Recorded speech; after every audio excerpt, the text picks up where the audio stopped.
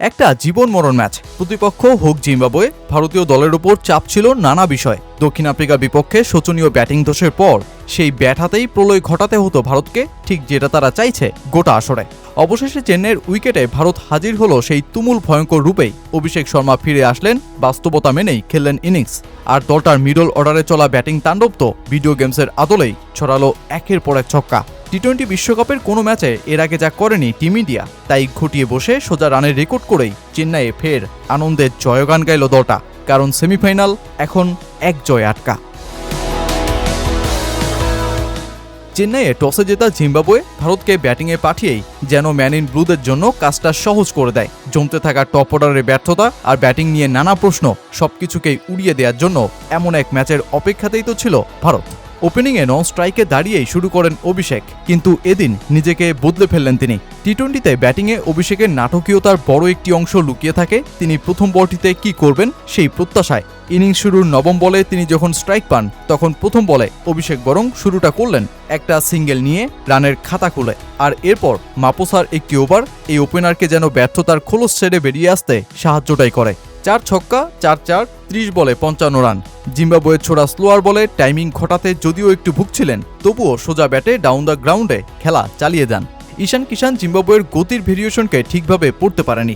38 রানের ইনিংসটাও যেন নিজ চাওয়া মতো হয়নি তার। তবে ততক্ষণে তৈরি হয়ে যাওয়া শুরুর ভিত্তি ভারতকে লম্বা যাত্রার পথেই ঠেলে দিয়েছে। অধিনায়ক সূর্যকুমার যাদব 13 বলে 33 রানের ইনিংস খেলে ফেরেন, আর হার্দিক পান্ডিয়া ও তিলক ভার্মা তো শুরু করেন হাফ সেঞ্চুরি করার রেস। যদিও শেষ 2 বলে টানা ছক্কা হাঁকিয়ে হার্দিকই ছুঁয়ে নেন 23 বলে 50 রান। উল্টো দিকে প্রেসারম্যান থেকে বেরিয়ে ফিনিশারের দায়িত্ব পেয়েই তিলক খেলে বসেন 16 বলে 44, আর ভারত পৌঁছে যায় 256 রানে। এক ইনিংসে ভারত হাঁকিয়েছে 17 ছক্কা, যা কিনা বিশ্বকাপে দলটার হাঁকানো সর্বোচ্চ ছক্কার রেকর্ড। একই সাথে 256 রান, যা কিনা টি-20 বিশ্বকাপে দ্বিতীয় সর্বোচ্চ রানের ইনিংস। আর এই বিশাল রানে পিষ্ট হয়ে জিম্বাবুয়েকে হারতে হয় 72 রানে। এই দানবীয় ইনিংসের পথে সূচনাটা যিনি করেছেন, সেই অভিষেক শর্মা অবশেষে আসতে পারলেন মাইক্রোফোনের সামনে। বললেন এমন একটা মুহূর্তেরই অপেক্ষায় ছিলেন তিনি। দলে অবদান রাখতে পারলে সবসময় দারুণ লাগে। আমি অনেকদিন ধরেই এই মুহূর্তটার অপেক্ষায় ছিলাম, অবশেষে সেটা এলো। আমি ভীষণ খুশি।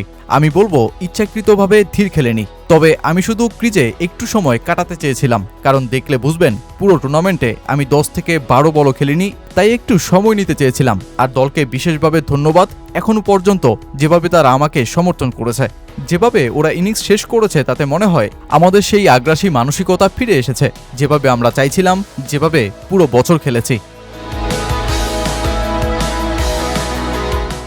নেট রান রেটে জটিল মারপেট ছেড়ে বেরিয়ে এসেছে ভারত। যদিও জিম্বাবুয়েকে আরও বড় রানে হারাতে পারলে -0.1 নেট রান রেটকে আরেকটু এগিয়ে নেওয়া যেত। ইডেন গার্ডেন্সে এখন ভারত ও ওয়েস্ট ইন্ডিজের সামনে সেমিফাইনালে ওঠার সমীকরণ দুটো, যে জিতবে সেই যাবে পরের অংশে। আর যদি অনাকাঙ্ক্ষিত বৃষ্টির আক্রমণ হয়, তবে সম পয়েন্টে সেমিফাইনালে সোজা চলে যাবে ওয়েস্ট ইন্ডিজ।